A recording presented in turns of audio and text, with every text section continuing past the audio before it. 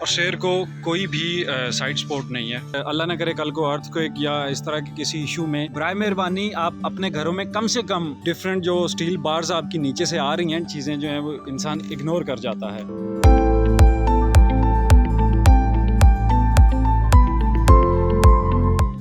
अस्सलाम वालेकुम जी, welcome to construction hacks. मैं इस वक्त चिनार बाग में और एक साइट के सुपरविजन के लिए आया हुआ हूँ। यहाँ पे मुझे बुलाया गया था और यहाँ पे कुछ इश्यूज़ हैं जो मैं आपको दिखाना चाहता हूँ और कुछ चीज़ें हैं जो अच्छी भी हैं और जो इश्यूज़ हैं वो मैं आपसे भी कहूँगा कि आप उसको जितना हो सकता है अवॉइड करें, बल्कि वो बिल्कुल इशू होने ही नहीं चाहिए। और जो अच्छी चीज़ें हैं वो भी इंशाल्लाह आपके साथ डिस्कस करेंगे। तो सबसे पहले तो अगर मैं स्टेयर की तरफ आऊँ तो यहाँ पे स्टेयर बनाई गई है और स्टेयर को कोई भी साइड सपोर्ट नहीं है, जो कि उसकी ऑब्वियसली वॉल होनी थी और लैंडिंग है नहीं, इसमें डायरेक्ट स्टेयर है।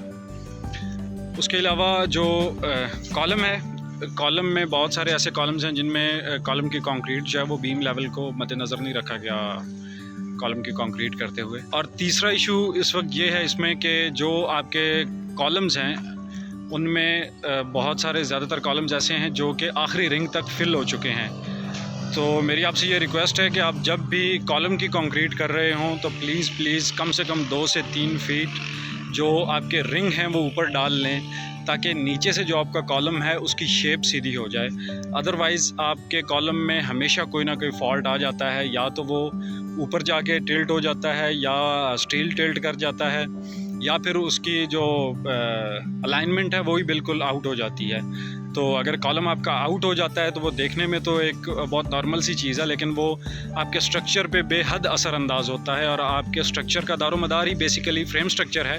फ्रेम स्ट्रक्चर में आपका दारोमदार ही कॉलम्स और बीम्स पे होता है, और कॉलम और बीम में ही आपने अगर गलती कर दी तो इट मीन्स कि आपने अपने स्ट्रक्चर का बेड़ा गर्क कर लिया। रिंग ना डालने का नुकसान आप देख सकते हैं। ये देखें, जो स्टील जो नीचे से आउट हुआ है वो ऊपर जाके बिल्कुल दूसरे स्टील के साथ टच हो गया है, और यही नुकसान देगा ऊपर जाके। अगर यही रिंग डाले गए होते तो इन्होंने बिल्कुल स्टील ने अपनी पोजीशन पे होना था। इसमें सबसे बड़ा इशू ये आता है कि जब कंक्रीट पोर की जाती है तो स्टील जो है वो कंक्रीट को नीचे जाने ही नहीं देता, जिससे हनी कॉम्बिंग का बहुत ज़्यादा इशू आता है। ये देखें, ये कॉलम जो है ये बीम लेवल से थोड़ा सा डाउन चला गया है।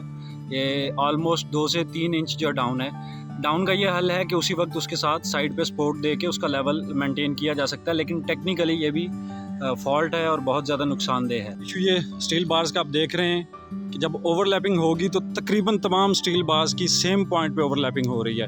और अगर आपको ये बिल्कुल सामने एक बिल्डिंग नज़र आ रही हो जिसकी जो है फ़िलहाल ऊपर वाली छत जो कैंसिल की गई है, ऊपर वाली स्टोरी, उसमें जो स्टील नज़र आ रहा है उनकी भी तकरीबन सेम है ऊपर, जहाँ पे वो स्टील की लेंथ ख़त्म हो रही है।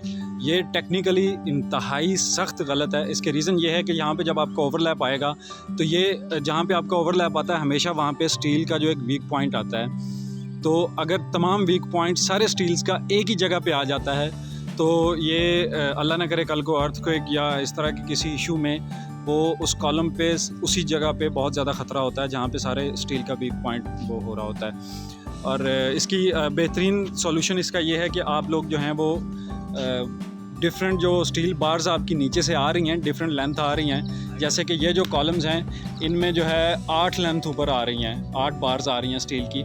इसमें ये होता है कि आप जो है डिफरेंट वक्फे पे अल्टरनेटिव ओवरलैप करवाएं। किसी का जो है वो नीचे आ जाए, किसी का उससे ऊपर आ जाए, इस तरह करके डिफरेंट जो है वो आप स्पेसिफिकली भी कुछ रख सकते हैं। उसमें स्टैंडर्ड्स भी हैं, लेकिन एटलीस्ट आप कम से कम उनमें डिस्टेंस ज़रूर रखें। अब ये देख सकते हैं जो प्लाई है, इंतहाई गंदी प्लाई इस्तेमाल की गई है बहुत सी जगहों पे। मैंने तो मतलब जो इश्यूज़ थे वो सारे डिलीवर कर दिया आगे मैसेज कि ये इश्यूज़ हैं, इनको सॉल्व करवाएं, उसके बगैर जो है वो कंक्रीट नहीं हो सकती। तो आपको बताने का मकसद सिर्फ ये है कि अगर आप घर बनवा रहे हैं, प्लाज़ा बनवा रहे हैं, तो ये सारे इश्यूज़ इनको प्लीज़ मद्देनज़र रखा करें।